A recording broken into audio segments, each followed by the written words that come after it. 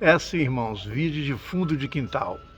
Menino gritando, cachorro latindo, mas temos que levar o Evangelho avante, falar sobre ele. Isso é o prazer da nossa existência no Senhor.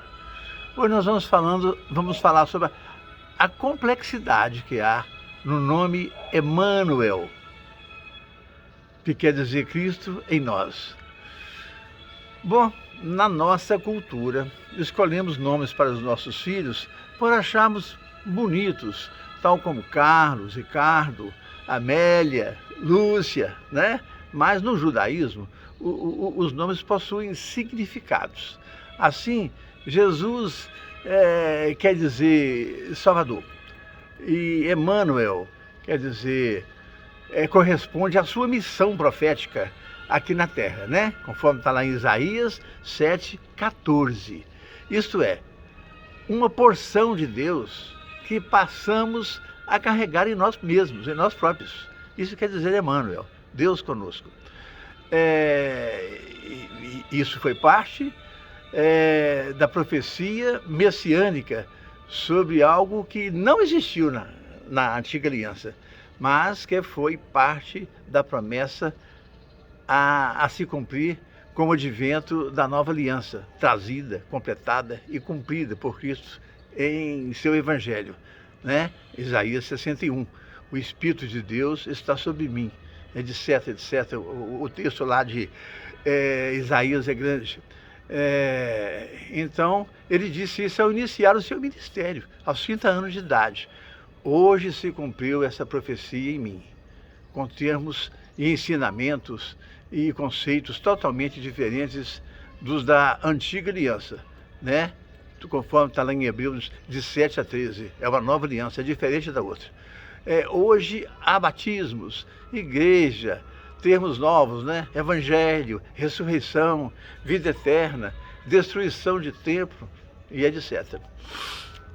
Então, conforme Colossenses 1:27, hoje vivemos Cristo em nós, a esperança da vida, da nova vida.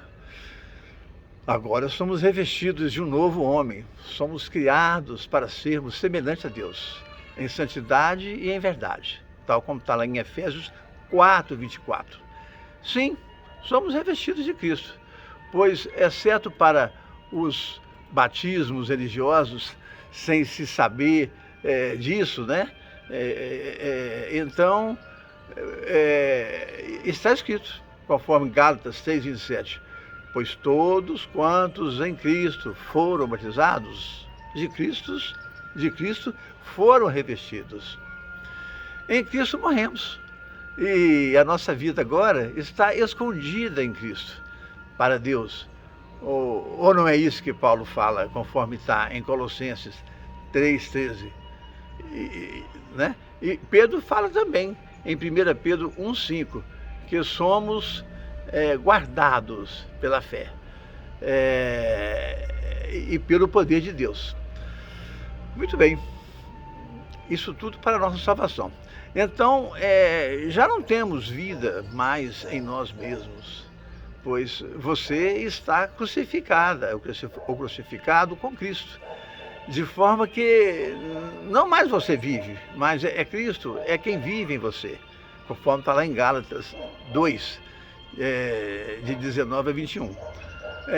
Também conforme 2 Coríntios 5, de 14 a 19. Um morreu por todos, logo todos morreram com ele, no batismo, da morte e ressurreição. Paulo não aceita que você tenha a menor dúvida sobre esse respeito, quando pergunta lá em Romanos 6, de 3 a 6 para você: ou você não sabe que todos nós que fomos batizados em Cristo, fomos batizados em semelhança de sua morte, pois assim como ele morreu e ressuscitou, também com ele somos ressuscitados na morte do pecado, para vivermos até a vida eterna com ele. Pois o velho homem também foi crucificado com ele, para o corpo ser destruído e liberto da escravidão do pecado. Eis que, conforme 2 Coríntios 5,15, ocorre que um morreu por todos, para que aquele que morreu por nós, morreu para que nós, por quem ele morreu, não vivamos mais por nós mesmos, mas para Cristo, que por nós morreu e ressuscitou para a nossa salvação. Cristo, conforme está lá em Gálatas 3,13, nos resgatou da maldição das leis, de comer da árvore do bem e do mal, de vivermos por conta de nós mesmos, né? Conforme foi a opção do pecado de Adão. Por ele escolhido, né? Na desobediência que está lá em Gênesis 3. Cristo nos libertou de obediências e doutrinas religiosas e da lei do pecado, e nos conduzindo para a lei do Espírito, nos deu um novo acesso à árvore da vida, como está lá em Apocalipse 22,14. A sua morte trouxe vida e luz para nós. 2 Timóteo 1,10. Assim o Cordeiro da Páscoa se deu por nós, morrendo a nossa morte em nosso lugar. Romanos 4,25. Irmãos, na cerimônia lá do tabernáculo do judaísmo, o cordeiro era sangrado e morto no lugar dos judeus, para a remissão de seus pecados. Mas também hoje, mas também ele tinha que ser comido. Em Cristo, nosso Senhor, nosso Cordeiro da Páscoa, não é diferente, pois igualmente temos que comer a sua carne e beber o seu sangue. Isto é, nos alimentarmos do pão vivo que desceu do céu. Isso tudo conforme está em João 6, de 48 a 58. O comer de Cristo é o que passou a nos dar vida, e em nós mesmos, né? Vida em nós mesmos.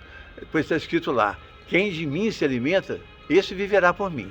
Mas quem não comer de mim, quem não comer a minha carne e beber o meu sangue, não terá vida em si mesmo. A vida de Cristo está guardada em cada um de nós, por quem ele morreu, pois ninguém a tirou dele. Ele espontaneamente a deu, para tomá-la de novo em cada um de nós, por quem ele morreu, conforme está em João 10, de 15 a 18. E é assim que Cristo vive em nós. Nosso batismo deveria ser ato consciente dessas coisas, e não uma cerimônia religiosa, pois assim como no batismo consciente houve nossa morte e a nossa ressurreição, temos também, conforme Gálatas 3,27, que quantos em Cristo foram batizados, foram também de Cristo revestidos. Assim, a nossa relação com ele é ininterrupta. Não se resume a momentos religiosos. Hoje é quarta-feira, é dia de ir, domingo. Não. Conforme João 15, de 1 a 10, temos que nele permanecer, tal como o ramo da videira não pode dar frutos se dela se separar, também sem Cristo nada podemos fazer. Seu Espírito nos guia em toda a verdade que há no mundo. Está lá em João 16,7.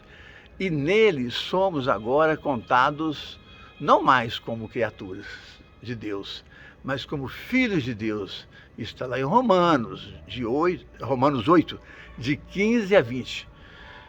Então, como discípulos, compreenda Cristo como sendo seu Senhor, seu Mestre, seu Libertador, seu Salvador, e não confunda jamais Cristo com um mero profeta, ou mesmo conforme está lá na vida dos católicos, né? Com um santinho a mais, conforme há no catolicismo, onde a prática do marianismo instituída por eles é até muito mais relevante do que entender a importância de Cristo.